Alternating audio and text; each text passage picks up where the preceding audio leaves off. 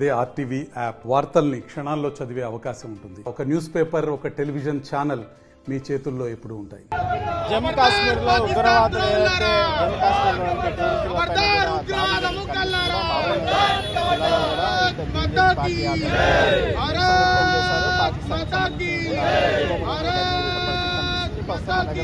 మహబూబ్ నగర్ జిల్లా BJP party అధ్యక్షుడు ఉగ్రవాదులు దాడి కాశ్మీర్ ఈ మధ్యలే దేశవ్యాప్తంగా కూడా దాదాపు 10 సంవత్సరాల నుంచి కూడా ఎక్కడ కూడా ఉగ్రవాద దాడులు ఇవన్నీ కూడా పునరుద్ధరించడంలో నరేంద్ర మోడీ గారు సబలీకృతమైనరు.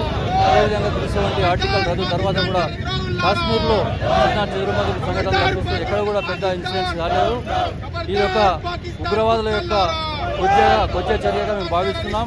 ఎందుకంటే పర్యాటకులు అన్యం పుణ్యం తెలియనటువంటి పర్యాటకులు సుదూర ప్రాంతాల నుంచి ఆ యొక్క ప్రాంతం ఈ యొక్క భారతదేశానికి తలమానికగా ఉన్నటువంటి అందచందాలు ఉన్నటువంటి ఆ ప్రాంతాన్ని సందర్శించాలని చెప్పిపోయినటువంటి ఒక అమాయకుల పైన దాడికి దిగబడడం అనేది ఈ యొక్క ఉగ్రవాదులు దానికి ప్రోత్సహిస్తున్నటువంటి పాకిస్తాన్ని పూర్తిగా తుదముంటించేదాకా ఈ యొక్క భారతదేశం యొక్క సైనికులు ముందుకు ఉండాలని చెప్పి భారతీయ జనతా పార్టీగా మేము డిమాండ్ చేస్తున్నాం.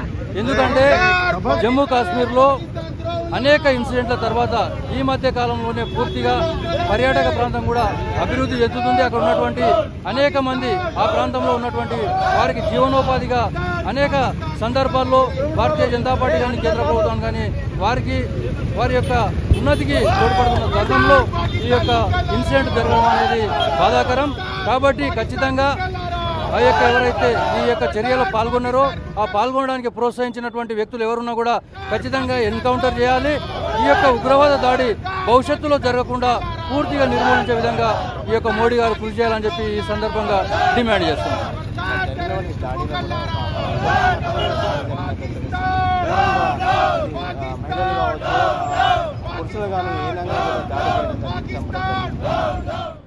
ఇది పూర్తిగా పిరికిపందల చర్య. ఎందుకంటే మతంని అడ్డం పెట్టుకొని ఏదో మేము ఆ మతానికి అనుకూలంగా పనిచేస్తున్నాం, ఈ యొక్క ఇన్సిడెంట్ ద్వారా వీళ్ళిద్దరి మధ్యలో చిచ్చు రేపాలనే యొక్క సంకల్పంతో ఉగ్రవాదులు 2 రకాలుగా ప్రయత్నం చేస్తున్నారు.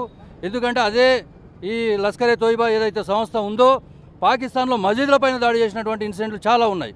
కానీ ఈరోజు ఇక్కడ మన యొక్క భారతదేశంలో ఉన్నటువంటి మతాల మధ్యలో చిచ్చు లేపడానికి ఒక హిందువుల పైన మాత్రమే దాడి చేస్తూ మిగతా ముస్లింలని దూరం పెట్టడానికి అటువంటి చర్యగా క్రియేట్ చేసడానికి ప్రయత్నం చేస్తున్నారు. కాబట్టి ఇది వారి యొక్క ఈ పిరికిపంద చర్యగా, అంటే ఒక మతాన్ని ఏదో మేము నిర్మూలిస్తున్నాం, మాకు సపోర్ట్ చేయండి అని చెప్పి ముస్లిమ్స్ని దగ్గరికి గుంజే విధంగా ప్రయత్నం చేస్తున్నారు.